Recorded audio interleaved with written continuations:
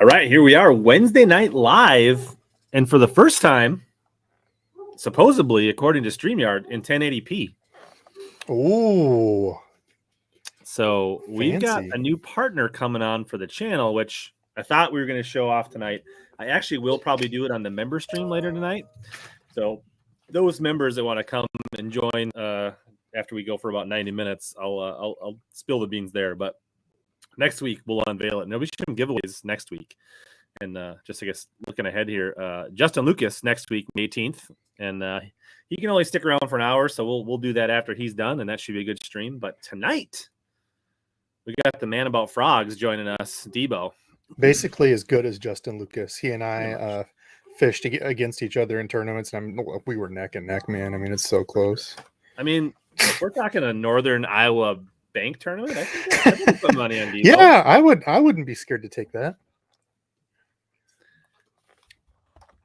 Especially if we're slinging some frogs. We were just talking about frogs. I know this stream's going to be froggy, and I love it. I love anything and everything frogs. And actually, I could even show and tell some frogs because I got my frog box here.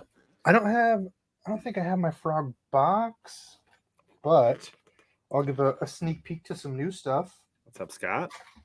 Michael, you're not really late, Nolan. Like, we just started about 90 seconds ago, so you're right on time. What's up, Doug? Daniel? A lot of OGs, a lot of familiar faces. Darius, what do you know about frogs? All you do is smallmouth fish. All right. They're saying it looks sharp. So, yeah. So, crisp. All right. Yeah, we're definitely going to dive into that. I want to make sure I thank Arsenal Fishing for supporting the stream as well before we forget. And I guess anything we see on the channel, we'll probably put links in the description. I don't know what all Debo's going to show tonight, but I'll try to follow up, and we'll put some links down to Omnia. And if we can't find an Omnia, I'll make Debo give me a link to Tackle Warehouse from his link, and we'll put it down there. So yeah, we're going to cover all things frogs, boat, bank, hollow body, where, how to, line, rod, reel, hook sets, all those things. For sure tonight. So any questions you got on frogs? I know there was a few people commenting they were excited about this because, like, frogs aren't a confidence thing for them, or they struggle, and you're going to be ready after tonight. 90 minutes of straight HD frogging. Straight HD frogging. And I believe, if I'm not correct or not incorrect, is that I think everybody knows that frogging is the area of passion for Debo as well. My favorite. If I could do anything all day, every day, and catch fish, it'd be throwing a frog all day, every day. I think me too. Like, obviously, as a tournament angler, I can't throw a frog, but like when we go to Bass in Heaven, if all we can do is frog, that'll be okay. Yeah. Michael Bradley. Yeah, I did see your. That's a good point. Your link to that, and I spent more money than I should have, Mr. Rich. Thank you. Am I helping or am I hurting? I don't know. Like, I don't know. I've wanted to try them more. Gramps has pounded into my head that they are that much better, and I know everybody says they're that much better. So I finally stocked up on a few. I thought Gramps was a big thunder cricket guy. I think he just got a ton of those on sale, but I think he loves the jackhammer and saves them for like tournament stuff. I will drop a link in the chat here to the $11.99 jackhammers for those that are so inclined. I was hoping your code was going to work on top of it too. Omnia's gotten a little smarter. They don't let the code stack on discount things anymore. So there is that. Hey, I'll take $11.99 jackhammers. That's a little bit better to swallow, losing one of those, as opposed to what, 17, 16, whatever. I don't know if we can have you sit here and watch this, Darius. We might ask you to leave. Oh no, this will be perfect. This will get them all amped up, and this is like when you sit and listen to a motivational speaker, and you get out and you're like, "Yeah, you know what? I'm actually going to be president." I hope that was a typo. Or maybe it wasn't, Gary. I don't know what you're trying to tell me. All right. So I think we had a few minutes for everybody to get in. I do have this Omnia box, which we'll probably save this for the members thing later, I guess. Maybe we'll open it. Depends how far we go. So I'm going to mainly focus on hollow body frogs. We can maybe touch on toads, but I didn't really bring my toad box or setup. We can talk about toads, but I think we're going to focus on hollow bellies. Where do you think we should start? Should we start on the hook end or the rod end? What do you think's the more important? I think to some degree, rod and reel setup is almost more important than the frog itself.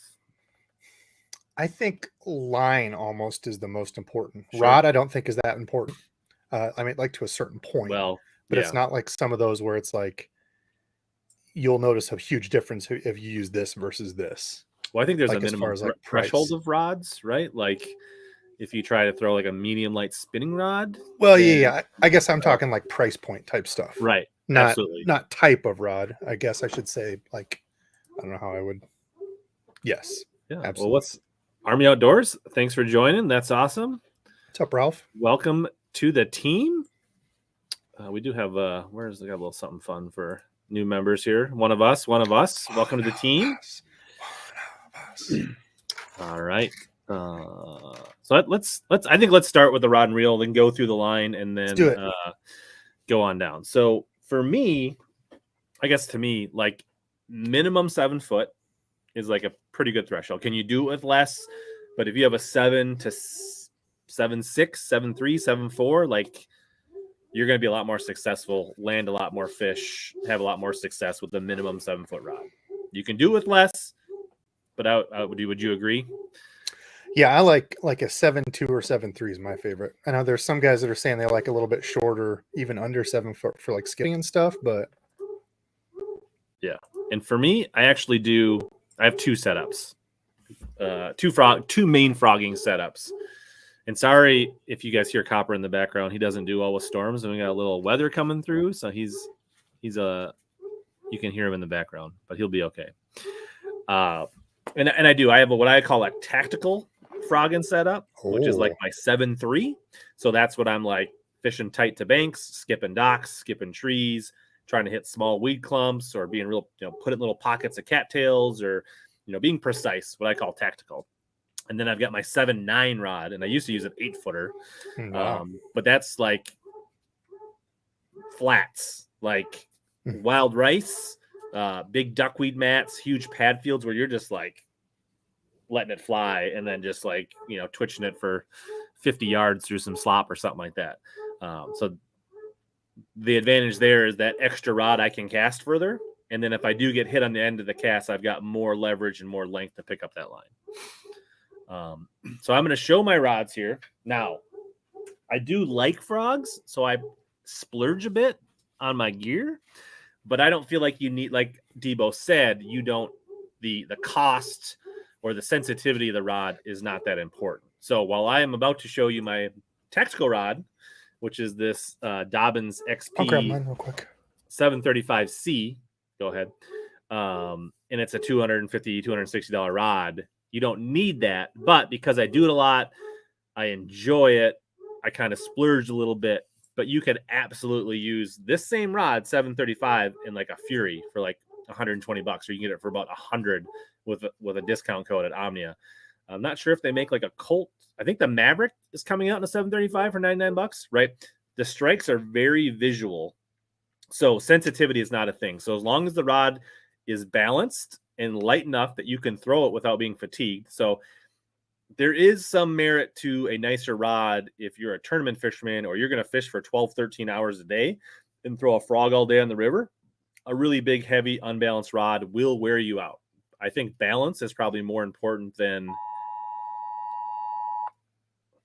Sorry about my weather alert there. Balance is probably more important than the actual weight of the rod. So this is a 7.3 medium heavy, extra fast action. Full handle. I like the full handle for heavy applications like this. Actually, the last 2 seasons, I was using a Sierra model, which also worked well. I'm just going to move that over to a slightly different application, still have that rod. But any of the 735s, in my opinion, on the Dobbins are very good tactical frog rods. There are a lot of guys that like the 736 XP frog rod. That thing is an absolute meat stick. It Still got a little bit of tip. You can skip with it. I do like, for a tactical rod, I like the tip on this more for skipping and being more precise. The 736 is pretty good. I just like this a little more. It's a personal preference thing. So that's my tactical rod. Not going to get blown away, are you? I'm in the basement, so I think we're Okay. good. My wife's checking on me from Florida. But so that's my tactical rod. And then, so I guess maybe we talk about your rod next. Yeah, I didn't have a tactical, but I'll go first with a budget rod. I used the SLX Heavy a couple years back. I had the $80 Abu awesome frog rod. I forget, is that the Vendetta or Vengeance? I forget which one it is. It's the black and red one, $80. Awesome frog rod. This was the loose one I used a couple years ago. This is just the regular speed stick. I think, again, $80 rod, 7'4", rated up to 1.5 ounce lures. If that'll focus, probably not. But you don't have to go super crazy. That's just the Revo X. This one I did bend the handle on, so this is from the ALX Revo. But, basically $180 frog combo right there, and we're completely fine. Awesome little setup. So yeah. And 65-pound braid. This is not what I was throwing on it. This was, yeah. This isn't a casting test, but always 65-pound braid for me. Like, I've had that debate with people. Like, you can go lower. Oh, you can get a little bit better casting out of 50, or you can. But I'm like, the difference between 50 and 65 just isn't enough for me to risk it. I broke 40-pound braid on frogs. I'd rather go 65. Yeah, more times than not. And I forget who it was. I don't think it was Rojas, but there was somebody else that used like 80. I want to say maybe ish. Yeah. But they're like, fishing the Cali gross reed stuff, or, the stuff in Florida where it's like, you can go up to that much. But like here in Iowa, Midwest, I think 65 all around is great. Yeah, I think 80 is fine as long as but the 80 to me, a lot of times, depending on the braid, will affect your castability a little bit. I've never broken 65, but if you can cast it, there's no really downside to going 80 either. Like, it's not like the fish are line side when they eat a frog.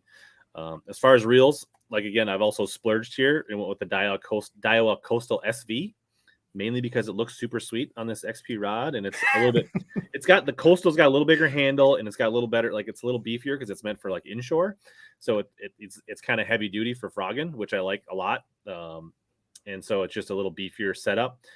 But do you need to spend $260 on a frog reel? No, like SLX XT, somewhere in that range. I think the most important thing is get something 7-to-1, 8-to-1 in that range that you can pick up line quick and have a decent sized spool. You don't want to do like a 70 sized, right? You want that's a really good point. Yeah, that's a very good point to bring up. 150, I would say, in that range, or 200, somewhere in there is probably best for real size, and then 7-to-1, 8-to-1 gear ratio. Whatever you fit your, but you can easily get a really good frog setup for like $200 to $250 combo out the door. Absolutely. And you can do it for less, but $200. There's no reason to go above 200. Like, if you're looking for a good, that'll get you everything. And a minimum. Only thing I'd add to that is an aluminum framed reel. We were talking when you're talking through reels, at least an aluminum frame. And then like the Daiwa you have there, I believe the Coastal has the aluminum side plate too. Yep. And there's a lot of guys that are huge on, jig, Texas rig, frog. It has to have an aluminum side plate, handle side plate, and frame. And they do last longer. I mean, they're super solid that way. Brass gears are not a bad thing. If you can find a reel with brass gears, that'll make the reel hold up a little bit longer. You haven't done enough on that. I've never stripped out an actual gear, be it brass or aluminum. That would be interesting to see, though, me personally. If they're good gears, they're good gears, but brass gives you a little more insurance, I think. Yeah, that's what I've heard. So 50, 65-pound braid, whatever you like. For me, I'm not super picky. The Sunline braid, the Daiwa J braid, the Smackdown. There's a lot of good braids. Power Pro. I'm not super like snobby on my braid. Nick brought up a good question. Nick Rodriguez. Nick, no, absolutely not. I use the Daiwa Tatula 200, which look for that on sale. I think I got mine for, I think they were 160, right? And then I think they just upped them a little bit. But I mean, you can find those on sale for 140. 200 size reel. They are sick reels. I used a 6-speed, and then that Revo I was using was a 6-speed. Some people try to tell you you're wrong, but I mean, It depends. Like if you're out fun fishing, the big advantage of a high speed reel, let's talk about why you'd want a higher speed reel, is is when you're casting, right? And you're when you're at the end of your retrieve, right? And you want to like finish it in, like maybe you're not frogging the whole area. You can get it in and get back out. So, and then when a fish like takes it and like surges, you can catch up to him quick. But honestly, the lower gear ratio is going to give you more leverage when you're trying to like horse them. And honestly, so a lot of my mentality is tournament fishing. So like if the 7-1 or 8-1 gets me 10 more casts per day in a tournament, that matters. If you're fun fishing, does 10 more casts a day really worth an extra $50 or changing a reel out that you already have? Probably not. I mean, so that's where, if you're starting over, but yeah, would a 5-1 reel probably be painful, but like anything like 6-3, 6-5, 6-8 will work. But if I'm buying something new for Froggen, I want to get some, I'm going to go 7-1 or 8-1, probably somewhere in there. What's up, Bailey? Checking in. What's up, dude? So let's see. Let me kind of ranting there on things. I didn't really. He only sounds big. He's like 70 pounds. Yeah, SmackDown's good stuff. Tom says he's kicking frogs up from shore. I got a few questions start here when we get into. There's a lot of bait questions that we'll get into here in a second. Yeah, 736 is a great frog rod. For those that scooped up the Boom Boom frog rod for 139, that was a heck of a deal. If you guys were able to score one of those, I think they're all gone now. Just quick touching on my other, what I call my distance frogging rod. That, silly enough, is a Champion Extreme 746. It's a little bit longer rod, and I've used my 795 before. I've used an 805, but it's just a little bit longer. This has got an 8-1 X-Sense. What do they call them? I don't know. It's something I bought off eBay a while ago. It's kind of a ridiculously expensive reel, but I don't know. You don't need to spend this much. You could get a you could get a Fury, whatever, 766 or 755 if you wanted more of a distance, like true like meat stick frogging rod. You wouldn't need to jump up, and I'm sure you could find something in an SLX or a Veritas or something in that range that's like a 7.6, 7.9 type rod and do the same kind of thing. But another similar setup, but that's the two setups that I use. Looks like Gramps just checked in to get some learning done. Have you caught a frogfish this year, Gramps? I haven't been paying attention. I don't think he did. I think Jeremy caught some. He didn't. The champ's here. The Nation Co-Angler champ, Ray Cates, is back, and he just won the regional again, so he's headed back. So congrats to Ray. Nice job.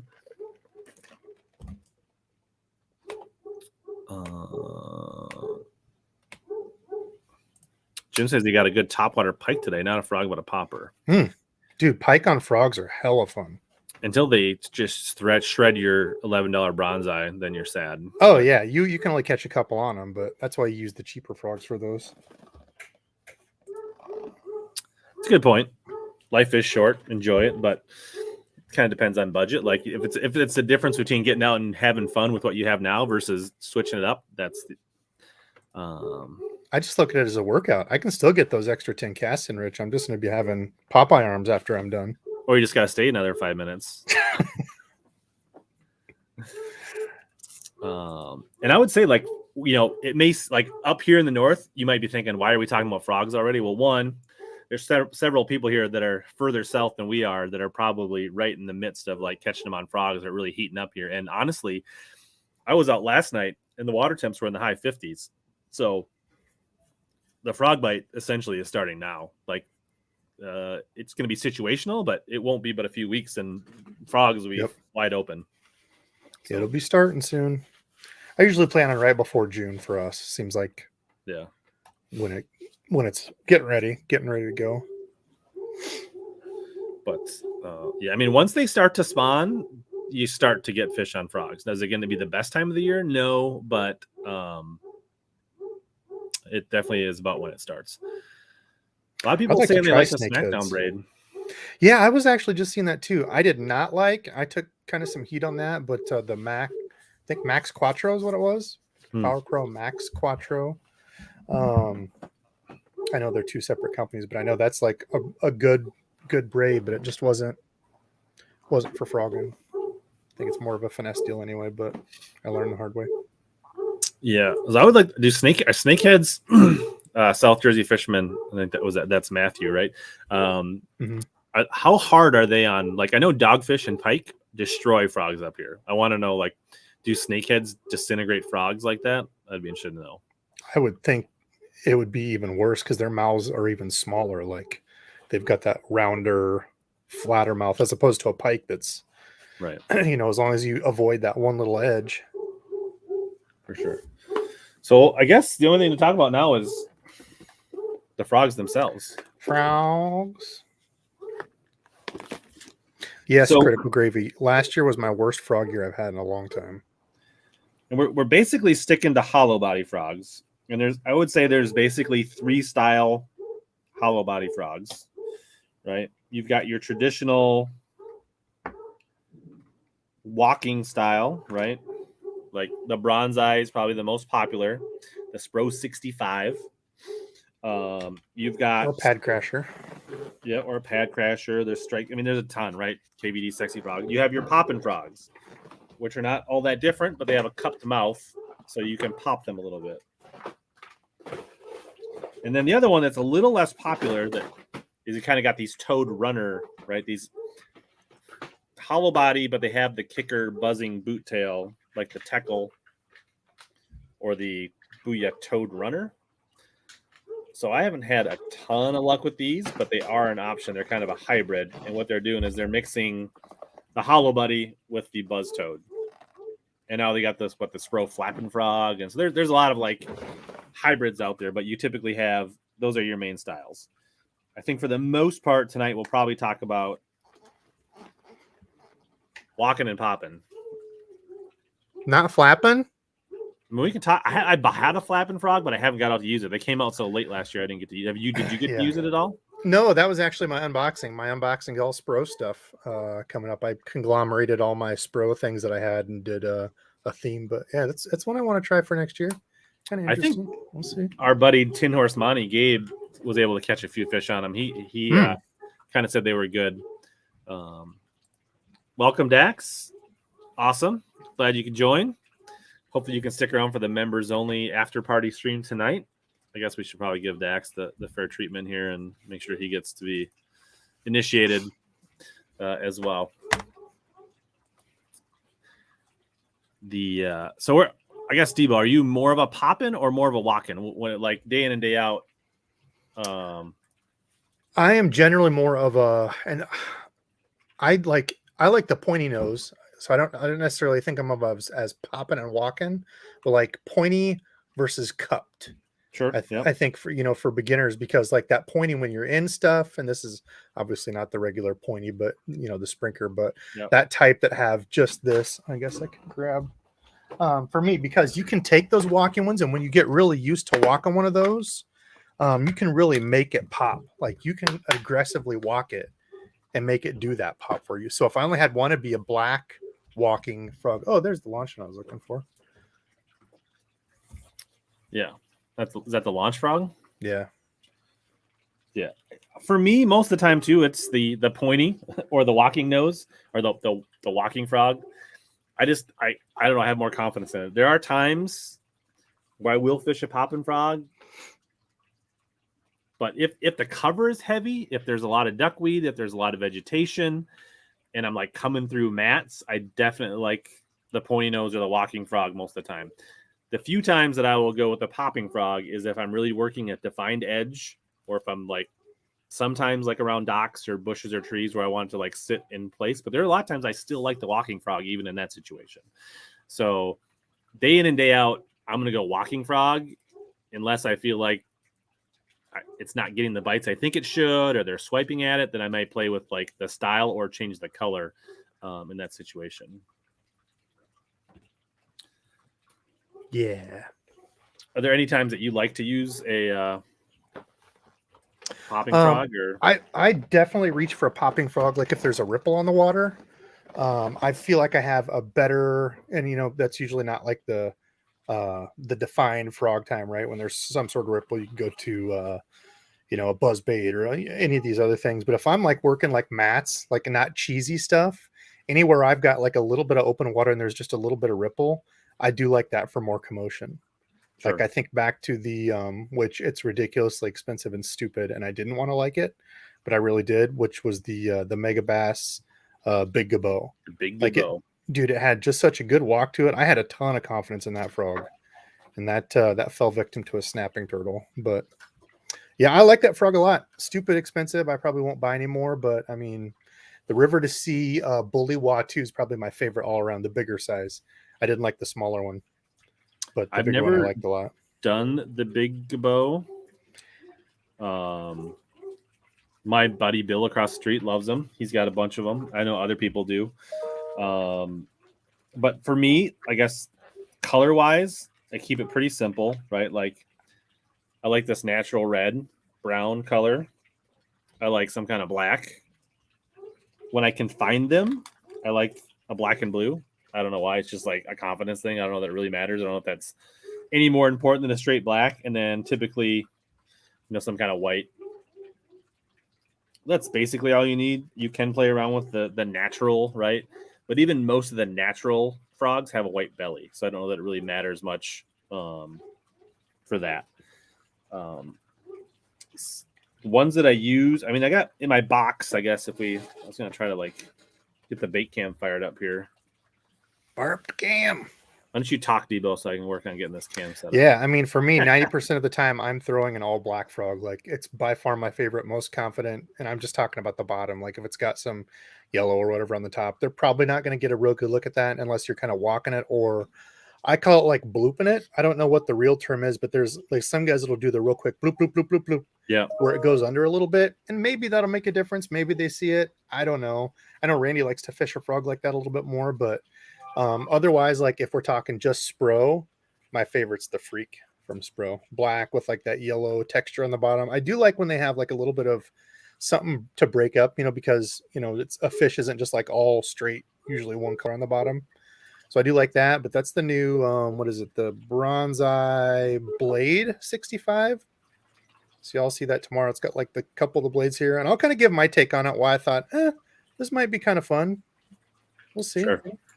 Yeah. You can get a live look into the HellaBass. Ooh, best box out there. The frog box. So you can see, like, I'm not lying that there's basically only a few colors in here.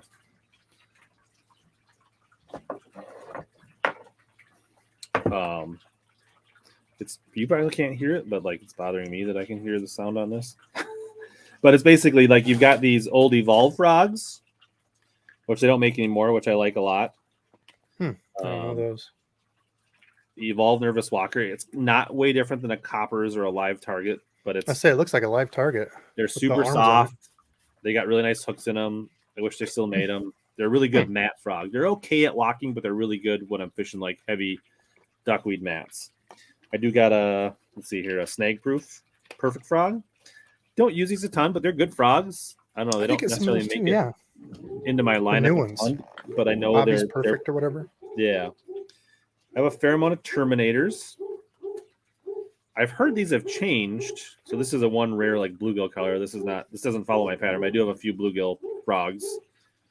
And then like we said, we talked about I do have the bronze eyes. You'll see those in there. I need to restock some bronze eyes. I do have quite a good stash of these old True Tungsten Mad Max frogs. They're discontinued. They're not all that different than the Spro. They're a little softer. I don't know. They're a good frog. They go for pretty good money on eBay. Let's see whatever. I got a couple of those sprinkler frogs. I keep some Booyah Pack Crashers. I think these are really underrated, like for the money. Oh yeah. If you're in dogfish, pike infested waters, like this one definitely got the teeth of a frog or a pike. You can see that's what happened to this one too. But you feel a lot less when they're $6 or $7 down the range than $10 or $11 or $12 for a Spro or a mega bass or whatever. Yeah, I've definitely caught the most fish on the pad crasher for that reason. Like, I mean, remember back at Walmart, you used to be able to get them. I feel like $4 they used to sell them for. This is kind of a popular color, right? This like yellowbird or blackbird. I don't throw it a lot, but there's some people that really like this color. I like the black and yellow. Yeah, I kind of tend to go black and yellow. Kind of got like this sexy shad one. This is a true tungsten. And then I do have in the popping frog, I do tend to then go a little bit more bluegill sometimes because I feel like I'm keeping it stationary, less moving. This one's got some teeth marks on it. So this one's game worn here. But yeah, that's essentially. I got some Spro Terminator popping frogs too. Somebody told me the Terminator frogs have changed the formula or the size, or they don't feel the same. I haven't tried any of the new ones, but man, I've had a handful of them, and all of them have had junk hooks. I will say the weights seem to fall out super easy in them, which is disappointing. But that's a lot of frogs, I feel like. Yeah, that's kind of it. And I heard that on these too. I don't remember if it was Gabe now that you say that. But a lot of people said on these flapping, the Spro flapping, because it's this material is super, it's like an Elastec. Sure. But people were saying the weight down here falls out super quick. So mend it or like liquid bandage over it a ton.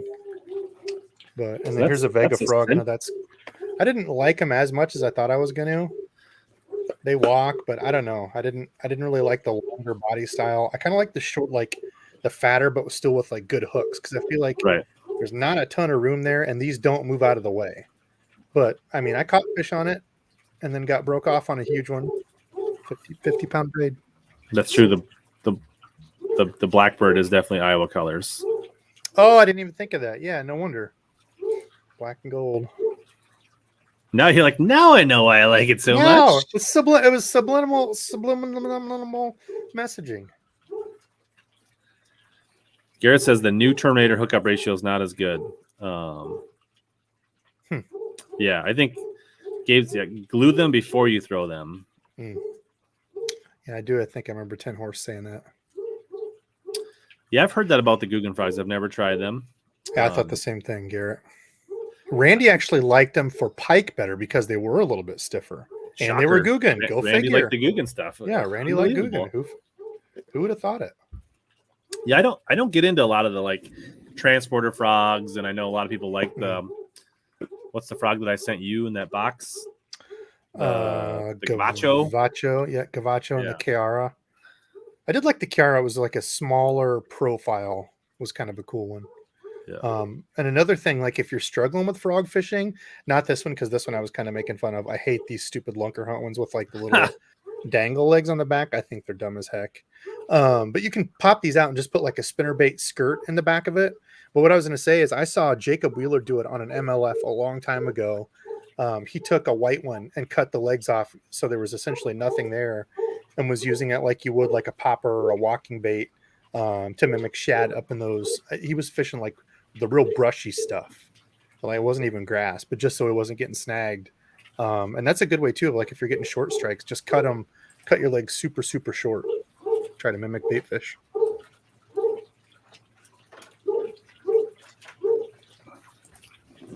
All right, so I got a few questions to run through here.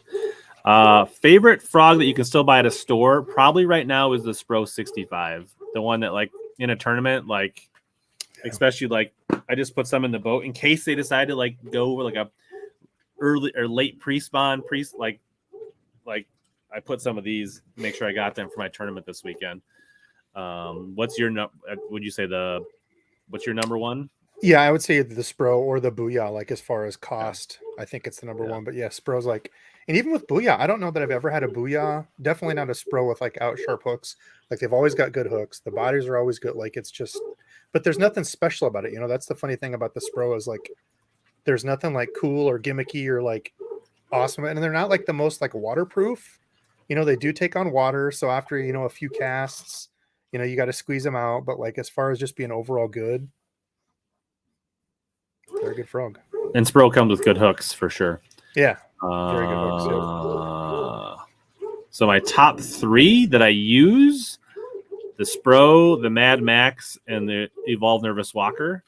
And then probably the Terminator is the fourth. So the Terminator and the Spro are the ones I use the most that are active and you can buy easily.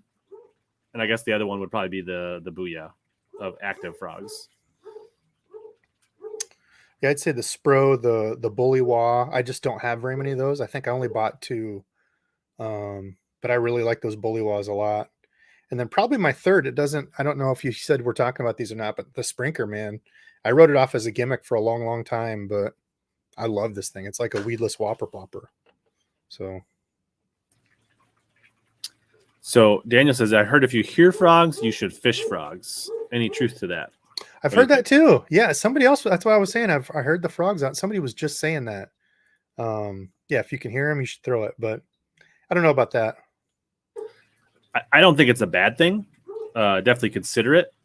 I would say to me, a lot of times it's more about like the bluegill activity in the area. A lot of times if you hear those bluegills sucking and popping the insects off pads or weed clumps or anything like that, that's probably more of a deal for me than the frogs. But frog sounds, and there are definitely times when the frog migrations happen that the frog bite heats up. I'd say it's more of a water temp thing. I mean, once the frogs are out, they're kind of out. It's not like they're going to go back into hiding. I don't know. Yeah. And like I said, most of the time when you're getting a frog bite, it's probably not the bass actually thinking it's a frog. They're just being opportunistic at a easy meal. 7.3 or 7.6. I think I kind of like 7.3 for me is my tactical. 7.6 is like my distance frogging rod. They're both good. If you only can have one, you kind of understand what you do more. And 7.3 is a little nicer if you're fishing it all day. And depending on how heavy or balanced your rod is, it can be a little less fatiguing to fish a 7.3 all day. Or if you fish from shore or a kayak or a small boat, 7.3 may just fit better or be a better fit. But there are times where 7.6 is nice. So it's really personal preference. And, if you're a super frogger, then get both. Yeah. Super frogger. I think we touched on this, Nolan. We both kind of lean walking frog, but we'll use Poppin Frogs situationally. All right. I did not fish the St. Jude Bass Classic, but next year is the 25-year anniversary. I should have my boat will be here, and I think I'm going to make it a priority to fish it because I think, especially with this community and the channel growing, I think we can do some good things for St. Jude's and raise some good funds. And that's probably the biggest thing. Obviously, it'd be nice to go down there and do well in the tournament, but I think getting more eyeballs on that charity and that tournament, like Matt Pangrack and some of that stuff, all the more the merrier. And I think that's a great cause. So I think that'll be a priority next year. I have never used the King Daddy frog. Have you, Debo? I don't think I have that one. I did pick up the Zoom? The Zoom big frog. I didn't throw it. I got one. It was interesting size. But I didn't throw it. Whatever the Zoom one is. Big Zoom Daddy. I don't even know where my frog box is at. That's kind of I feel dirty just saying that. Got a bunch of random frogs laying around, but hold on. I think I've got a parts frog box.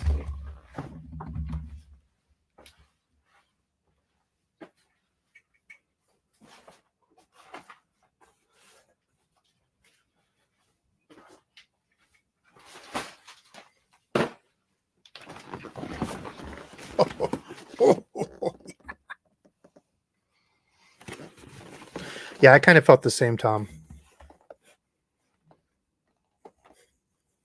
I think you're on mute, Rich, or something's wrong with mine. Oop, yeah. You're back. Yeah, but I was trying to mute it a little bit when my dog would. Yeah, somebody was asking. Yeah, he's got Rich has a storm there, so Puppers is he's not a little happy. stressed, and there's not a lot I can do about it at this point. This is the box of misfit frogs. This is just all the loose ones. Oh, for a popper, this is one that I did really like. The popping perch. And I don't know why, because I was going to cut the deals off. I felt they were too long. And I had a couple really, really good years with that in the bluegill. It was like a yellow color, or sunfish, something like that. I liked them. I don't know why these are in here. Those are good for your frogs.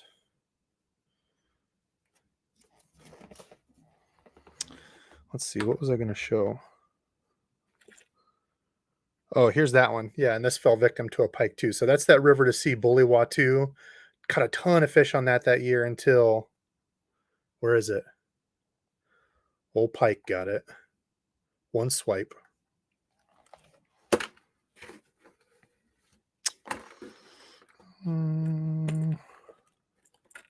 There's the Kiara that people were talking about. You can see how small that little dude is. Compact. I didn't even cut the legs off of it. I had a one really good day on it in a local pond. Small profile. That's one thing. If you're scared of frogs. Oh, that's what I was doing, was looking for this. So if you're scared of frogs, I feel like most people think this is a frog. That's that zoom one. And that's that little Kiara next to it. So there's different sizes and stuff that you can get. But yeah, this is the big one I got, and it reminds me of that Molix. There's a Molix Supernator or something I picked up. It walks really well because it's so long. But I haven't even thrown this one yet. I don't know why it has a red third leg hanging out the back deal there, but yeah. Devo, I'm going to have you carry the show for a few more minutes. I'm going to go try something. Okay, let's see. I'm just going to keep reading comments as they're rolling through and answering stuff. Oh, I can scroll on this. I didn't know I could scroll on other people's stuff. Yeah, Strike King Popping Perch. I don't have the color in here. I lost all of them that year. That's been probably 3 years ago. 4 years ago, maybe now. I destroyed on those. But it was like a yellowish color. Couldn't tell you what the color was exactly. Unhappy about the... Waldo said, I'm happy I'm not the only one with backup frog boxes. Dude, you can never have enough frog boxes. Any hacks on hollow bodies to keep them from filling up with water? Somebody said, I think it was a old Fluke Master trick, I want to say, if I remember correctly. So there's certain companies that have started doing this. I think 13 Fishing does this too. Yeah, here's 13 Fishing. There's the Trash Panda, I think. But they've started putting like shrink tubing here. So you can actually buy separate frog hooks in case you get some that are like messed up. I don't know. I thought I had some down here. Yeah, so you can actually buy separate frog hooks. You can get them without the weights on it. So like if you tear up a frog or if it's got bad hooks, or if you just want to take it out, you can try doing shrink wrap on it like that. Or other people wrap like braid. I think somebody said Fluke Master did a video on that. I've never tried it, but you can wrap braid on here and like super glue it or mend it to like help close up that hole. Or you can just squeeze it and make it take a whiz. All right, I think we've remedied the situation here. Nice. He's better now. Well, that's no fun, Gramps. That wasn't an old. You didn't old yeller him, did you? No, he's right here. Oh, I thought the storm would pass and he would kind of settle and just be a few minutes, but I just realized he wasn't going to be able to settle down. Bring the puppers down. So he's down here now. Sorry if I've missed your comments. Got a little hectic there. So if you had a really die question that you just ask it again. Bill, eBay is the only place I know about Manmax Gen 2 frogs, but maybe some of those places like Mike's Tackle World or, some of those huge places that have old stuff, maybe they would have them. Does top color matter on a frog? I would say rarely. I think maybe in like clear water where you're fishing it not around cover and like really slowly walking a frog, like around like dock posts or things like that, then I will go to more of a bluegill or shad colored. I think somebody mentioned this frog there. This is the Poppin Shad. I think when you're just sitting there really working in slow and clear water, sometimes the fish can get more of a side, maybe not quite top, but they're going to see more of that. So I think there are instances, but for the most part, when you're fishing in duckweed or heavy mats, no, I think white, black, that's about it. And these things were Garbo. I remember I finally got one on sale. the live target sunfish. Yeah, dude, that is a cool deal. Finally got one. I'm like, these are the stupidest things ever. Hookup's horrible on them. Don't waste your money on those. I think that's all I got for fun, new, weird. Oh, speaking of frog fur, I completely agree with Mr. Bass. I was not a fan of the Boom Boom frog. I don't hate them, but I definitely don't love them. Yeah, they were frog fur. I mean, the Velcro thing on the top is, there's the frog. Like that's funny enough. It was a lunker hunt that I cut the legs off and used that to mimic bait fish, and it worked awesome. That's one thing I like about the lunker hunt frogs, though, that it's got a real good soft Sure. They've got a real good soft plastic, but I don't know why they do the stupid legs in back. So, and I would say the Stanford Frog is okay. I don't feel my hookups are amazing on it though. So the fact that it's like Boom Boom's Frog surprises me that it's just not. I thought I would do better with it. Dude, It's not the same bad. thing. It's just not exceptional, I guess. Yeah, I was expecting like Rumvanus is a stud frog fisherman. I don't know. Maybe he's got some extra soft ones from the factory that are good, but. Well, my thing too was like if you hit anything with it, like this stuff grabs everything, like any sort of moss or like it picks up those little duckweed weeds. Yeah, just everything grabs onto it. Yeah, for me, I usually start black most of the time. The only time I'll if I know like I said, if I'm really around sparse cover and like bluegill beds, sometimes I'll start with that natural red or that more bluegill color. Or sometimes in the fall in the river where I can tell they're really hot on shad, I'll start with white. But if I'm ever getting it where the fish aren't committing and they're swiping at it, I will cycle colors for sure. Black. Same. Palomar or double Palomar. I'll usually tie a Palomar and then sometimes I'll do like a couple extra like overhand square knots on top of it just to make sure. And sometimes I'll even put a dot of super glue on it. But I don't think you need a loop knot or anything like that. Same for you? Just a regular straight knot? I use the double shindo. Yeah, the same thing. It's essentially a doubled over clinch knot. Yeah. That's what I use for all my fluorocarbon. I use it on braid. I've never had it slip or anything. So yeah. I do think it is a little easier to walk a regular size frog than it is a junior. Yeah, definitely. That's the same way with your walking baits too. Like I learned on like a Zara spook puppy, which are way harder to walk than just like a regular spook. I do not. The Jackal Grinch, is that an elongated one? Kind of like a. It's actually got like a paddle tail on it, and it does like a plop. So it's not really a frog. It's like a longer bodied.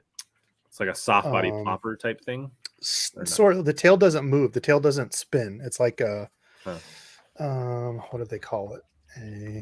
I have not. I've never fished one. Randy did. The Grinch. He is a Grinch. Maybe that's why he got it. All right. Well, one thing we didn't talk about is hook sets, and I did have that on my list to talk about. So, this is me. I think a lot of anglers don't set the hook hard enough. I'll just be honest. I think when I go to set a frog hook, I'm looking to try to break the rod, the line, and the reel. And I'm like, if you watch my videos when I'm frog fishing, maybe I'll even pull one up. Like, I'm straight giving it to them. Like, there is no like leaning into them. There's no reeling. Like, it's just like slack line, hook set. I don't know. What do you think, Devo? Oh, absolutely. Yeah. And I've gotten to this bad habit of wearing my GoPro. I've kind of gotten to this bad habit of setting the hook at like 45 degrees to like, so my arm's under my GoPro. Right. Whereas I used to always, try to stand up on your tippy toes, lean back. And I broke so many dongles on my GoPro. Like just naturally I've gone to this kind of 45-degree thing. And yeah, I would say absolutely. And then there's always the thing of like, do you pause? Do you wait a couple seconds or not? And I've actually kind of I was a big proponent of dude swing. They're either going to have it or they're not. Swing. Like I don't believe in the count a few seconds, but what I've actually started doing more, and I don't know if this is necessarily good, but waiting until I either feel it or see my line move to know they have it. Because as soon as you feel it, I'm setting the hook. I know I get a good positive one because I've had multiple strikes where I don't pull the frog out of the strike zone. I just leave it. If I don't see my line moving, it'll just float back up and a couple twitches more and I get that fish. But, and I think you're saying the same thing that I did, as soon as you smack them as hard as you can, you're reeling to get them out of that, because as soon as that fish buries down and stuff, especially bank fishing, I've lost a bunch of fish that way. So I don't know. I've tried both ways and I don't know that I'm sold one way or another. Yeah. So me, it's a visual thing for me. If I see that frog disappear, I'm reeling down and setting the hook. Like,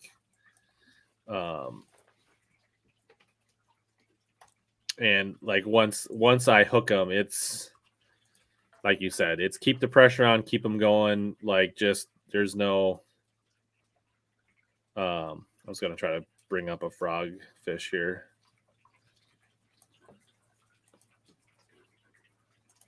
Yeah, like Brian said, which is why you want that aluminum frame. Yeah, that's one thing to think about, is because in any system, something has to give. So if your line's not, if your line's the weakest point, if your rod's the weakest point, your reel, if you're using just a graphite reel, like chances are you're gonna, and I don't mean you're gonna blow the reel up, but if you just get those tolerances a little bit out with the graphite, graphite side plate, graphite reel, that reel's never gonna work the same again. So aluminum will save you. This is pretty Yeah, cool. so I didn't know you're you gonna could do see this. you can just see like just like the blow up here. Like Yoink. that probably wasn't even a great hook set. I'm not gonna lie. Like No, that like, was still good. Yeah, I mean, so if you see like it might be hard to see like where it is. You It's got like you right got up over you here. got up on your left toe on it. Watch. But There it's it like is. as See? soon as it went, like Got up I on your toe on it. wasn't reeling on it when I saw that frog disappear. And it's like it's a body. Like, a lot of times when I'm setting a jig or other things, it's just the set. But with a frog, it's like the whole body, the twist, like giving it all. I probably should have boat swung it. I a little bit It's of a fail all there. in But the like, hips. It's there's the what's Mad Max. dude. I always chuckle at that. What's the deal with like the ego thing of boat flipping fish? I don't What know. what is the deal with that? We only boat flip here, Boat flips boys. We're not only. sissies. Like I don't get the whole only boat flips deal. Maybe I'm not a tournament guy. I don't know. I always kind of chuckle at that. Oh, that dude didn't even boat flip it.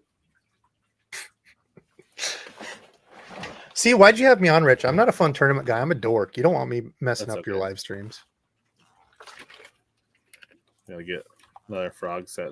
Oh, this is not a good angle here, but this is what happens when your GoPro stuck behind the windshield. Do you ever have that happen? No, my aluminum kayak doesn't have a windshield. But like this will give you just a few more. Like what I'm talking about, like it's twist the body, hammer back, get them up on top, winch them, and just get them coming. There's no playing fish. And it's get them in the boat. Dang! Oh God, that makes me cringe seeing that. And then you fix your GoPro after that. You're like, oh, let me straighten this. Yeah, look at that. So that's what I'm talking about when I'm talking about like if you got good gear, just swing as hard as you can. And if you break your rod, that wasn't the right rod for Froggen. Baitman in the house. What's up, Baitman? Baxter. Right. I wasn't really watching any comments.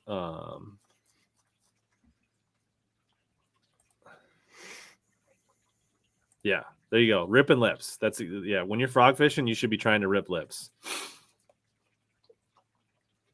This is a good question. What do you think the most important? I think it's a combination of the softness, the collapsible, and the quality hooks and the hook angle.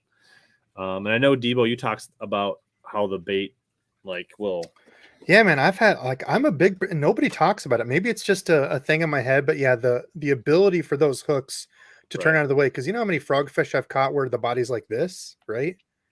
And there's some frogs that I feel like are just way too stiff. Like the toad runner is one, the Booyah toad runner, which is like kind of the Booyah's version of the sprinkler. Like it's such a short, fat, right? Yeah, it's such a short, fat body, and it doesn't really there's very little room there. So I don't know. Maybe it's just like a mental thing. I don't ever hear they never want to sit right with the hooks for me on the stupid frog either. Yeah, like they always want to get in the wrong spot. So yeah, I think it's a combination. Like there is no one thing. It's how the frog works in a whole system. Yeah.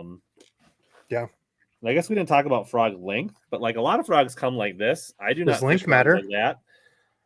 I'm gonna I would say this is about as long as I'm gonna fish a frog, which is about maybe 2.5 inch skirt. But these 3, 4, 5 inch, you get too many little fish that'll pull it down. Where I'd rather miss the skirt and it float there, like you said, twitch it again, then they'll come back and get another shot at it. So if you're missing fish and they're pulling it down, and you're not getting the hook, keep trimming the skirt. There are this is a toad runner, but there are times that I will shorten my skirt to that if they're short striking it or not getting it correctly. Trying to think what else. Sycamore. Yeah, I don't understand why real frogs have to harass my frogs when I'm frog fishing. Dude, they're stupid about it. Randall and I joke about what they're trying to do, and it's They're- not nice things to my frog. It's certain times of the year they do it. And I don't think they're All the time. Bullfrogs are so territorial. Oh, yeah. They just want it. And I they're think going to do whatever bullfrogs they are can. trying to eat other frogs. I don't know. They're jerks. Yeah, Sycamore, hopefully that video and the talk explained your question. I haven't thrown the live targets, but I do like that, this Evolve, They've which got is good not frogs, way different. They had one of those. It's probably the one live target. Look at that, dude. Like, They look almost exactly. This is a black one I've never even thrown, but see, that's what I was saying. The arms on the side made me think of the live target. Like they look exactly. they're similar for sure. I don't know Very close. Speaking of looking exactly, I think Teckle, and I actually just had one here. The Swamp Donkeys. I like the Swamp Donkey from Reaction Innovations, but I don't know if they're made in the same thing or if one's a knockoff of the other or what. But like they look exactly the same. I mean, these two. Yeah. Yes. Love them. Supposedly both. they come out of the same mold. I meant to do a video okay. like comparing them. I just haven't got around to it yet. Huh? Yeah, because I looked them up and down. They look like the exact same thing. But I was yeah, gonna like weigh both of them and do all that kind of stuff. I just haven't got around to it. But yeah, so I would say at least the OG ones I had, these were awesome frogs. Love these frogs. These are great frogs. Not cheap, not easy to get, but they are fabulous frogs. I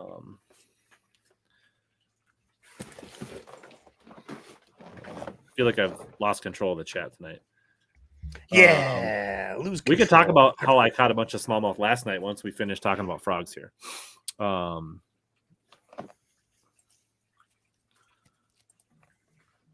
have not fished the trash panda. That's a 13. They're a little stiff. One. Yeah, that's the 13. I brought that up when you were gone. They're a little stiff. I'm not sure what to think of them. I fished them a little bit. I caught a few on them. I haven't put a ton of time in. The body's kind of stiff. I do like, they were, I think, one of the first I saw that did like the shrink wrap, which is pretty neat to help water from going in there. There could be other companies. I think it was just one of the first ones that I had that did it, but I don't know. And the weird thing is the pee hole is up here on the top.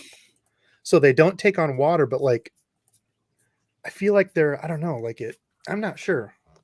It's kind of hard to explain. Yeah. So let's talk about frog mods here. So I will, in tourney situations, this one's even, you can probably see it, like I've tweaked that hook angle so it's not quite resting on the body anymore. I don't know if you can tell that. And it's probably just 2-3 degrees. You don't want to do it too much because then you're catching on stuff. But if you're having trouble hooking up on frogs, or you just want to really put the odds in your favor, you can just take a pliers. I don't have one here, but you're just going to tweak that hook, and you don't want to like bend it, but you just want to tweak it. And just some of the frogs, that hook point really just lays right on the plastic, and what happens is like it can bunch up and get caught on there. And so if you just tweak it ever so slightly, now you're going to catch a little more weed, a little more brush, but I think the trade-off is worth it for bending your hooks out and tweaking them.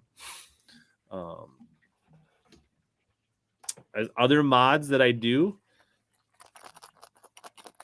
when I'm mat fishing, especially like I showed you in that video where it was all that duckweed, I will put little rattles or sometimes little steel cylinder weights in there. I don't know if I have any left. Or BBs. Keep some old BBs in will here. work too.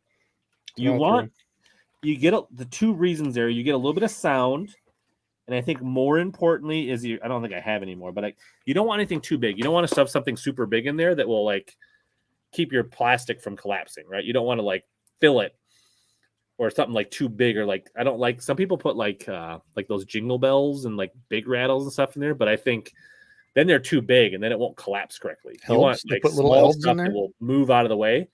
And the two things there is that you get a little bit of sound, but I think most importantly is it pushes deeper on the mat. So it displaces more water on the mat so that like if you're in thick grass or thick duckweed, it's digging a deeper trail, which more sound, more, right? The feel, right? It's going to push more water, displace more water in the mat, and the fish can feel it or hear it better. And they're more likely to be able to zone in on it and get it. And because it's heavier, when they come up, right, it's less likely to float away, right? It's just going to be a little less buoyant, and it's going to like sit there and just little tweaks, makes you, maybe you go from a 7 out of 10 to a 9 out of 10 frog day or something like that. You're just trying to like move the needle percentage wise to suck a little less, I guess, is what we're trying to do. So basically tweaking the hooks sometimes adding a little bit of weight and rattles and mats and trimming the skirts. And I don't know that I really, sometimes I'll add a little color maybe if it's like, but that's pretty rare. You can replace the skirts if they get worn out. I'm trying to think if there's anything else that I really do to frogs. That's about it. I can't think of anything else from a modification standpoint. Agreed. Yeah, and I was gonna say one thing on the Scum launch. Those are like one because like when Rich was saying, sometimes you have to bend the hooks. Like look at the hooks that the frog has, because like some of them will sit like almost down into the back, whereas like this one you can see when you buy these are already up above. You can see there, but I did snag these more, even fishing just like around reeds and stuff. I did snag these up more, so you're gonna lose that snagability factor if you do bend them up to even just a little bit. But yeah, the hookup on these was really, really good. Yeah. So there's trade-offs. You just got to understand what you're doing. So White Whale talks about the bronze eye shad. That's what this is. It's kind of got the tail, instead of being like, it comes more vertical, and then it's got a cup mouth and a little bit more of a V'd body. So there are times if your fish are really keyed in on bait fish or bluegills, this is not bad. Although my hookups aren't quite as good on this one, they're not terrible. Jay says anytime you get dragonflies, that's a good tip for sure. I talked about what I do weight-wise. Situation when soft plastic frogs, I assume you're talking about buzz toads, right? These. I would say the big thing here is if I'm trying to cover an immense amount of water and I've got sparse cover, but it's still too weedy where I can't throw a buzz bait efficiently, and this is more efficient than a buzz bait, that's when I will throw this. So around like eelgrass on the Mississippi River, it's pretty good. Or you get a lot of like open, thick, and you're not really knowing where the fish are and you want to cover a lot of water. This can be a good option. Ooh, Ryan K. Lock or Ryan Clock. Yeah, Randizzle actually took one that was shredded by Pike and put Mendit, like 2 or 3 layers of Mendit on it, and actually fixed it, and he was able to use it again. So like some of those frogs that I have that just have one hole, like not necessarily that I don't know where I just put that launch one, had a big huge gaping gouge in it, but yeah, Mendit. You can't use like super glue or epoxy because they get too hard and brittle, they just crack. So you'd have to use like Mendit or something like that. Yeah, for those that didn't see that earlier, I did pin the comment with a link, at least on YouTube, if you want to score yourself some 25% off jackhammers. Just got back from fishing. That boy, get your priorities straight. What's up, Jermaine? Why watch fishing when you can be fishing? Jermaine, did the doctor say you could be out doing that? I did see a picture from the other day. You're out fishing again? I don't know about that, brother. Chris likes your technical term. Yeah, I don't know what to call it. There is one thing I want to drainage mention, hole? not frog related, but Iowa related. Give me a second here. Yeah. Some of our content creating friends that do podcasts from Iowa are running a cool thing, and I think this will be Debo approved. Who is this? Do I know these people? So it's the Midwest Angler Podcast. They're kind of out of North Iowa. They're up closer to like the Iowa Great Lakes. Oh. But let me find it here. They are doing, I want to share this, give them a shout out. Scott and Matt. They're doing a spring shore cleanup. And so if you submit photos of your cleanup through them, you can find the Midwest Angler Podcast. I'm sure you can go check it out. They've got $300 gift cards to the Dakota Angler, which have an online store and some other prizes. So if you go do some cleanup and send them a picture, which we all should be doing a certain amount of cleanups. I'm sure, like, I don't know, like I don't shore fish as much as Debo, but whenever I do, I usually try to take out more trash when I leave which is it's an uphill battle at times, but I always try to leave it better than when I found it. Right. So, yeah, I'm not even going to lie. The only thing I take out now every time for sure is line, because I can just put it in my pocket. Like I always used to carry like a Walmart bag. Sure. And it was just getting to the point where I was spending more time picking up trash than I was fishing. And when I'm going fishing for like an hour or 2 hours. So I have even slacked on that, but line for sure every time without question. there is zero reason you can't pick up your line. A lot of times, if you're lucky, you'll just find the Walmart bag and you can pick it up and then just pick up That's cash true. on the way Yeah. out. So, Yeah. so if you guys want to do this, participate, shout out to those guys. They do a lot of cool content, and I just wanted to recognize them for this effort because I think this is a noble thing, and any of us can do this and participate. I'll have to look these fellers up. Um, What you doing back there, Stubby? Let's buy the jackhammers. Man, I bought some. My wallet doesn't like you, Rich. I'm a bad guy. White whale. It's on the bottom. Here in just a second, it'll be scrolling across the bottom. His Omni Yeah, well, code. that's the regular. Is that he asked about the code? Yeah. Yeah, the code there. doesn't stack, but yep. Smaller frogs with cut legs. You definitely day in and day out are going to get more hookups. Yep, the Omnia code is definitely scrolling at the bottom. It's a once per month now, so if you haven't been here in a while, they have limited it to once per month. Oh,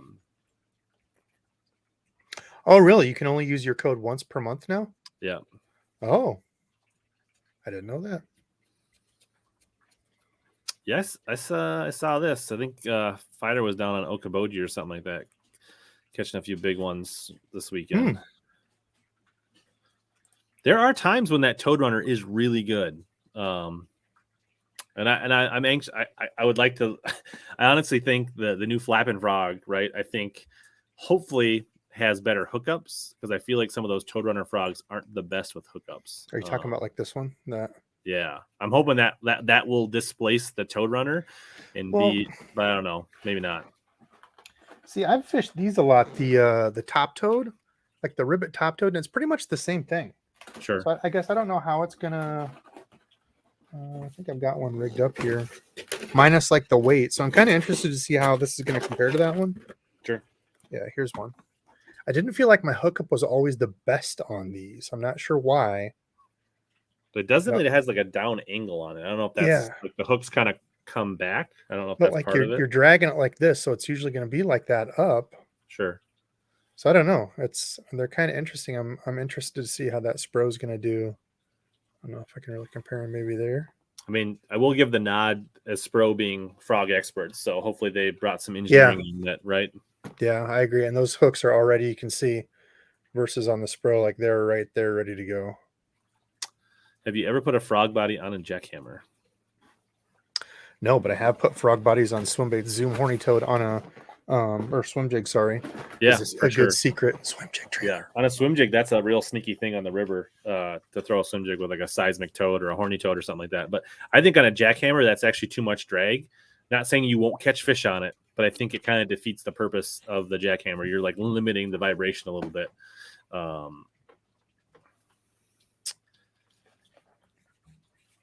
Yeah, good to see you, Rich. But just think all you saved. Make sure you tell your significant other how much money you saved. Honey, they were on sale. Yeah. I would say for me, Chris, 90% frog, 10% toad. And it's usually the toad is more of a search bait for me. I want to cover water and I'm just not sure. And it's just too thick for a buzz bait. So really the only time I throw a toad is when I'm trying to cover water and get that kind of bite. But my buzz bait's not efficient, then I'll switch to a toad. Yep. Agreed. It sounds pretty rough. It sounds like it's quieted down out there a little bit. But we're in the basement. We're okay. So I don't know if there's any we got about 20 minutes or so before we go on to the live. I don't know, are you gonna hang out for a few minutes? I am not. No, I'm gonna have to get the kiddos to bed. That's cool. I will be out. It'll just be me, and I do have a surprise for the members. And I'm going to give something away for the members, which Debo is a member. He's going to miss out, but it's all right. He's got a little bit of tackle. I think if he doesn't win some more tackle, got a couple things. I also blame you for another purchase that'll be coming up soon. So speaking of Omni and purchases, I did order some stuff. So let's just pop this open. If you guys have any more frog questions, get them in quick, and we'll answer them before we in about 20 minutes before we hop over. So this is just a little what we call a replan. It's not like a big deal here. Yeah. Tony says, or who is it? Chris says, I always get to hear about the savings from Kohl's or TJ Maxx. It's only fair to break out my Omnia savings. Yeah, Target. It was in the clearance. Yeah. These jackhammers were in the clearance, honey. We got, as we do. Oh, look, they wrote my note on my receipt. They're being more sustainable now. That's good, right? He says, "Good luck this year. I can't wait to see the photos of the new boat, Jesse." So that just shows you they pay attention, like they know who you are, right? Like they, that's not like just generic, like "Good luck, buddy." Like, oh, that's cool. I could tell they were generic on my order that I just got because they just said, "Good luck, hope you catch some big fish." I'm like, clearly this guy's never watched my channel, so well, that's why he's wishing you good luck because he knows, right? Like, he's like, "I'm just good luck, Debo." He's like, "Oh yeah, catch some big ones, idiot." There are a few other codes out there. That's true. Try to use HellaBass. Choose HellaBass code on your first or your biggest order. You choose. Pink frogs, I think, could be good. If you get, I've seen sometimes where dirty water, that pink is brighter than white. Like it can be. I've seen like there was a guy I was fishing with. He was throwing a pink fluke in some really stained water and was getting some bites. Mike, follow if you haven't already checked out Blue Jays Outdoors. He's up in Michigan and he whacks them on a pink frog. Like that's his deal, like his shtick, his thing. Nice. Dude, he caught so many last year. I was so jealous. Jig Squad in the house. What's up, Kuda? So I got some Maxent chigger craws. Now I don't think they're super. I kind of want to try them as a jig trailer, to be honest. I don't know that I'll Texas rig them a lot, but I want to try them as a jig trailer. And I would open them and show them to you, but I don't want to open the Maxent bag right now and have my fingers smell like Maxent before bed. So do the Maxent plastics gross you out? Do they feel like dead skin, dead pig skin or something? I mean, they're not. I don't enjoy it, but they don't really gross me out. They creep me out, dude. It creeps me out whenever I touch it. Yeah, jigs. And then I had to get these. I had my in stock alert set up because after Drew Benton won that tournament, right? Tilapia Magic were all gone. So I set that. And that's one cool thing. Like if there's something you really need, the in stock alerts are nice at Omnia. You can set them up and they send you an email. And so these I will pop open. They also can be dangerous, right? Because when you set those alerts, hey, just a reminder, buy stuff. But it's just they call it a fighting frog, but I think it's more of a bluegill craw. It's just a great flipping bait. I don't know why did they call it a frog? I don't know. Because I think it was Dean Rojas that originally designed it for Spro, so I think that's why I got called a fighting frog. Yeah, they're cool baits. I've thrown them a little bit. I haven't caught many on them, but like if I can only like this is my ideal green pumpkin color, like a little bit of blue, a little bit of gold. Like that's I just like a little bit of fleck in my green pumpkin. So it's my jam. Yeah, I actually got some bellows gills in the truck. I'm going to try to use them a little bit. Gramps also mentioned on my Instagram post that he is not a fan of those. Did somebody say bellows gills? Oh, looky there. And I got some here. Speaking of more stinky things. There. I don't know. We're going for some big fish this weekend, so I want to try these. I also have some of those really. That's all I got. It wasn't much. I got some of those big bellow sticks too. I heard somebody told me that they were like really good for getting big fish. That is true. Now members get first. They send out email notifications for the premium members at Omnia for hot baits as well.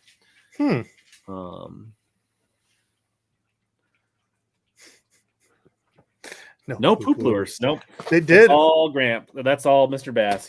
I just like I actually feel like the ring fry is like the original like poop shaped lure, and I'm all about the Lake Fork ring fry. And I just don't think I have a need for the scatter, whatever, cover scat and the heavy poop. I don't know. What do you think? I haven't got to fish him yet. Chris did send me some poop lures. Those are the first. I wasn't going to buy any. Chris hooked me up, so we'll have to try them. Hopefully I'll get a fish with Chris. Chris, I'm gonna bring those when Randall and I fish with you. I'm gonna outfish you with your own poop lures. Oh, I didn't know that Geek Crack was coming out with a swim bait. Interesting. Yeah, I do like the chigger craws a lot. I don't use them as much as I probably should, but I don't know if the Maxent are the same. Gramp says no. I feel like the pack of craws are a really good one that nobody really talks about anymore. I love this little pack of chunks. Yeah, like on a finesse jig. They're definitely like down. Like you go down to Alabama, Georgia, everybody got Pacacross in their boat. Oh, okay. Yeah, maybe it's like with us being like we were just talking about up by Okoboji. That was the Pure Fishing headquarters, I think, where they do the bait stuff up there. Sure. I don't know if they still have all that, but Berkeley stuff's huge around here. Yeah, that's a good question. I'm not sure. I'll have to get back to you on that, Michael. I haven't rigged up a bellows gill yet, but I'm guessing maybe like a 4-aught. I don't know.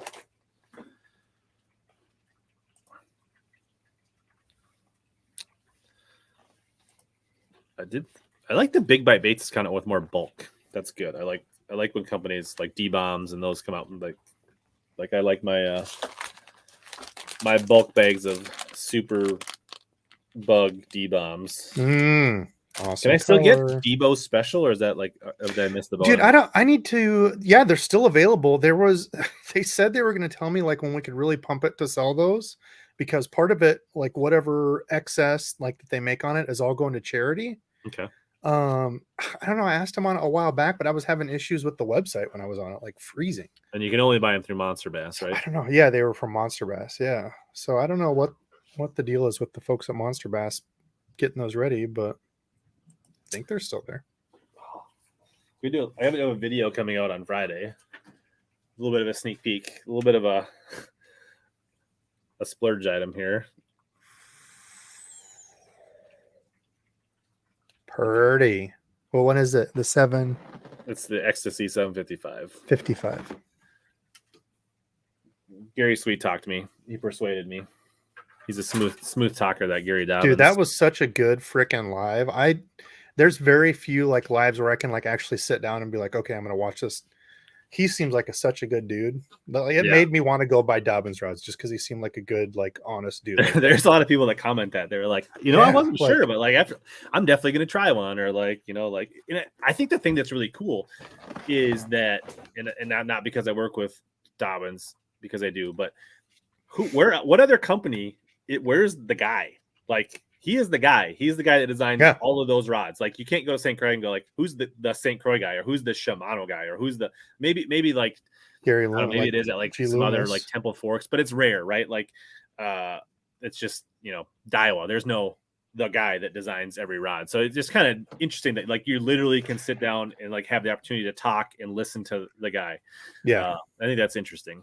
It was really cool. I enjoyed that one a lot. Yeah, and I've already got Dobbins, but I'm like, I want to buy a couple more now. Just because Gary seems cool. And if he's still got some of those boats, he should just give me one of those boats. I couldn't, dude. I about crapped my pants. What he said, he won 40 or 30. Oh yeah, he's like, it's no big deal. I've won 40 boats. I'm like, but when you think about it, and now like it makes sense because he's like, back then, like that was the thing. Obviously boat companies had way more stock, and it would actually be more of a pain in the butt winning a boat because now you're like, listen, I've already got 4 boats. I don't have a place to put it. Now I got to figure out how I'm going to sell this. Like, yeah, some of them are actual boats, some of them are certificates, things like that. I've never won a boat myself, but I've been on the Minnesota team that's won boats before as a team. But gosh, that'd be crazy. Couldn't imagine winning a boat. It's going to be a jig rod, Gramps. It's basically going to replace one of my HP 745s. I'm going to sell one of my used Champion Extreme 745s. It's no joke. The blades on the back. So I think I did. Was it Depths, or what was the one with the rabbit fur? Didn't they have a blade on them as well? I didn't love them. I'm sure they have a place, but the bladed frogs are really not my thing.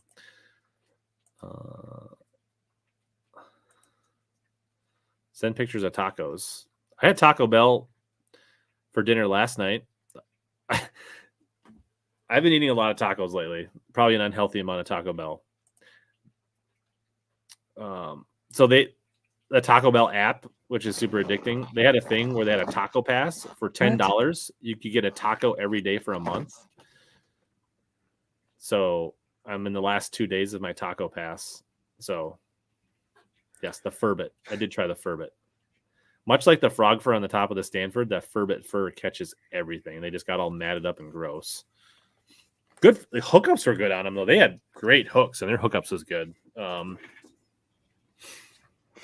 Was that the one that had the rabbit fur? I think Burley sent me one of those, and Stupid stubby dog. I don't think he's here anymore. I don't know where he went. Did he chew the Oh, fur he's off? right here. He had it. I caught him.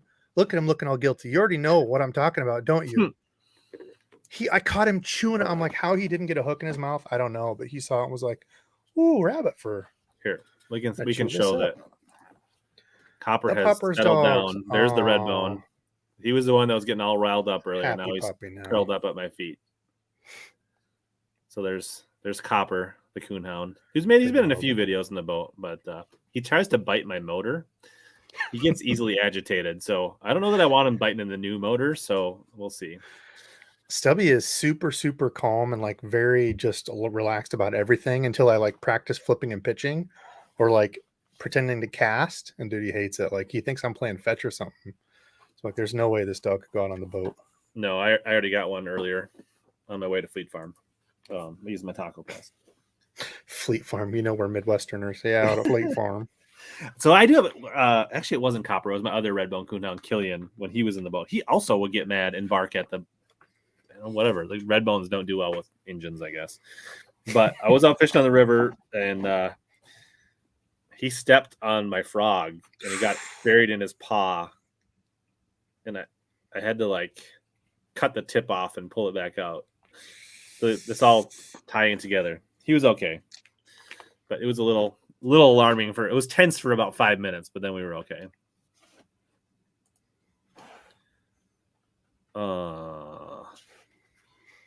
Yeah, for sure. Bottom line bassin. So if you guys came in late resetting things, we're going to wrap things up here in a few minutes before we jump over to the member live in about 8-10 minutes here. But I think we covered a lot of good ground. So if you've got frog questions, it's worth a listen on the YouTubes, the Facebooks. I think I'm streaming on Twitter, Twitch, wherever. And then you can also download the HellaBass on your favorite podcast app.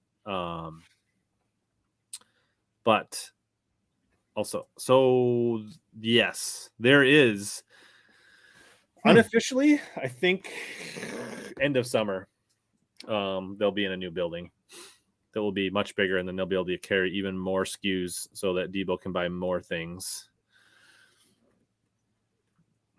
I do kind of have a little bit of a tackle addiction. Yeah. I need to find a way to be able to do this full time so I can fish more. That's the missing link.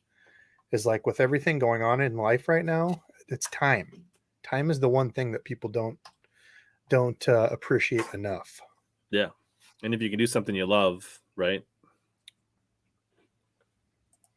Where are the moderators when you need them? Gabe. Let's no, come on, Tim. Gabe, it's too soon. I don't know. So, any other questions or what's you got? You got any plans? You going out fishing this weekend? You got any week evening trips? I saw you had a good jerkbait video drop where you caught him pretty good on a Stunna. Yeah, I caught, I don't know, I think 7 that night, which has been like the best day for me. It's been a crap year, dude. Absolute worst start to a year, and I don't know how long. And also the worst for time too, like to actually go out. Sure. Every day that I've had to go out, it was like cold front, 30 degrees or 8,000 mile an hour winds. But I think I'm going to take Friday off actually and go Friday, Saturday, Sunday. Hopefully get a 3-day fishing deal in. Chris is all ready for Froggen. He's jacked up. Welcome, Nick. Awesome. Welcome to the team. He's ready for the after hours. Yeah, Daniel made me go through some. He DM'd me on Instagram to make sure it was really me in the YouTube chat the other night. We got to give Nick the one of us. Welcome to the team. I'll get quick. So I went out last night. So I've been fishing. Last night was the 4th time I went fishing all year. My first 3 days, which were 2 days of tournament practice and tournament, I only caught 9 bass in 3 full days of fishing. So it wasn't exactly a hot start to the year, but we took second in the tournament. Nice. Congrats. But then I went out. My buddy convinced me to go last night to the Mississippi River on Pool 2, which is in St. Paul. And water temps were upper 50s, approaching 60 already. We found smallmouth and a few largemouth, mostly smallmouth, in non-current. So they were definitely getting ready. Like they're right where they're about to go up and spawn. And they weren't like up in the wood and rocks like around the bank, but they were like on the edges of the laydowns, like stuff out in the water, like where it would, instead of being up in like 1 to 2, they were where it like went from like 3 to 4, just out on the edges. And flat-sided crankbaits and a little bit on jerkbait. Caught a few on a Jackal re-range, but like a Fritz Side 5 and Lone Ranger, the Tiny OG, and then my buddy was throwing the Rapala DT Flat 3 and kind of like an olive shad, that kind of baby bass bleeding looking one. And man, we caught little largemouth. We caught a bunch of nice smallies. We caught pike, walleyes, crappie. Yeah, I saw you caught a Debo Dink Walter.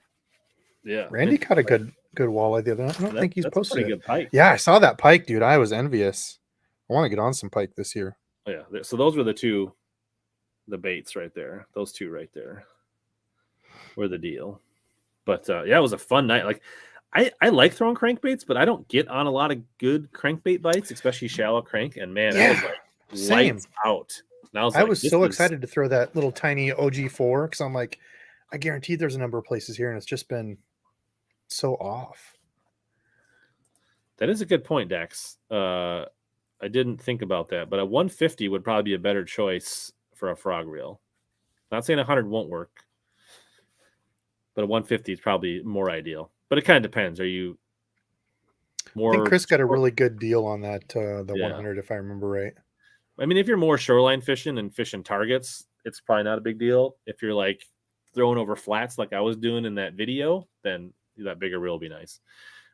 But hey, I like a bigger reel, yeah, because bank fishing, it's almost more important because you're limited to where you can throw. So if you can throw that much farther on a reel, like it could be the make or break between reaching it. There's a couple places that I fish where, like, if you don't have a long reel, you can't reach some of the good spots. You can't just keep trolling. And so, and then tomorrow I got to work in the morning, and then I'm hitting the road to go out to Big Stone, Ortonville, Minnesota, on the South Dakota border, and I got a tournament on Sunday. So I'm gonna get a couple days of practice. And I'm excited because there was a tournament there last Saturday. Any guess what the 5-fish limit was that won it, Debo? I know you're saying you're excited. So 32 pounds. I have no idea. It was 31 and change. Oh wow, damn. So Minnesota, South Dakota. That's that's huge. That's like Okeechobee good. So last year when I fished it in June, there was like 3 or 4 of us that had 22 pounds, and it took, I think, 17 boats. 10 of them had over 20 pounds. Wow. So excited. Obviously, it could go pear-shaped. It's always fishing. There's no guarantees. Rob fished it yesterday. Said it was a good time. Yeah, so should be a great time of year. I definitely think there's a pretty good chance it'll take more than 25 pounds to win. So that's so I'm hoping to put some good footage together for that. Hopefully, I got some swim baits like mag drafts. I've got my Arashi glide on. I'm hoping to really get my first really good one on a glide bait this weekend. So I ordered some of the have you used the I was going to say Omnia, not Omnia. I bought them from Omnia because you're a bad influence on me. And I try to use your code and give you a little something, but I can't think of it. It's the Fred Boom Boom something soft plastic ones. I saw they had some in when I ordered his I've line never through. used them. Yeah, what are those called? I feel like they start. They're called the Boom Boom swim bait or something, aren't they? Oh, okay. I thought there was some other name to it. Anyway, I got some of those. Have you ever used those? Optimum. That's what it is. Optimum. Yeah. Before they were the Boom Boom, I had some Optimum. Yeah. I never used them, but I got some of the I think 6 or 7 inch, the rigged ones. The line through, or the rigged, or the weedless. The line through already rigged up ones. Oh, so that's not the line through. Oh wait, so is this any of them really? I mean, I'm assuming they're all the same thing, just rigged differently, right? I mean, I'm just wondering if you used them and had luck. I have caught some fish on this back in the day. I think they fixed it back. The older ones, the formulation, like the lead would melt through the plastic, and if you stored it in your box, it would come apart. But I think they figured out a way to coat the sinker in the head so that it doesn't do that anymore. But the action on them was good. But when before the weight would fall out of the head, then I would get bit on them. Yeah, they look pretty cool. I've looked at them a few times, and when I was putting in that order, I got some of the little craws too. If anybody's interested in those, the Berkeley, whatever those little craws are that have been absolutely hard as hell to get a hold of. Omni got a huge shit. Little Troopers, I think they're called. They got a huge shipment of those in. The little Ned ones. Yeah, the little Ned. If you're a sissy and throw Neds like me, you probably don't. You're a man's man. Try not to. It's like a behind the I have my regular rod locker, and then there's like a glass section where I have to break in case of emergency and pull out the Ned rod. Yeah, I think these things are going to look pretty killer. They look really good on like a little Ned head. Maybe a little finesse jig. Yeah, I suppose you could use them as a little finesse jig trailer. Yeah, the little trooper, little pooper. Little trooper, because I like the TRD craws. Actually, I think I've had more success on those as of late than like the regular TRD. Nope. I like the Tickler Z. It's not that what this is, but I haven't put much in with those. All right. So yeah, what time is it here? 9:31. So 9:30. All right. Appreciate it, Debo. I think we covered some ground on frogs tonight. No problem, brother. Absolutely. I know I'm extra jacked up to go throw a frog now. See, that's what I was saying. Hopefully, whoever that was that said I haven't thrown a frog in 15 years. That was Darius. Hopefully Darius is inspired now and wants to go throw some frogs. Yeah. But we're gonna wrap things up. Take a quick bio break. We'll be back in about 5 minutes, and we're gonna do the members only. So you new members, let me actually post a link here before I forget. For people that don't know how to get there, I'll post that here. Otherwise, it should alert you when we go live if you're a member. But for those that are here, let me just post that quick. And if you guys, obviously, if you don't know about Debo makes videos too. Go and check out his channel. It's just Debo's Fishing. I think there's a link in the description if you click on it, his name. He's got some good stuff, especially for you guys that don't fish from a boat, but he does a ton of gear review, a ton of bank fishing. Now that's kind of your two main buckets, right? You do tackle, gear review, and bank fishing. Yeah, and it's dumb because like the tackle gear review stuff is probably my favorite stuff to do, and I'm so far behind on it. Yeah. Bank fishing, unboxings. Over there, watch something, leave a comment. I think he gives away stuff sometimes. You can leave a comment on his videos. So definitely worth checking out. He's a good dude. We like hanging out. Thanks, brother. I think we're going to try to get out and do a little. So it's just saying, yeah, I call it collab. Is that what the kids call it? Where we go fish together? Yeah. Well, I was just thinking before. I just told you, man, we haven't been on anything together for a while. So I'm glad you got me on. Thank you. Yeah. You invited me, but I had too many sports things. So.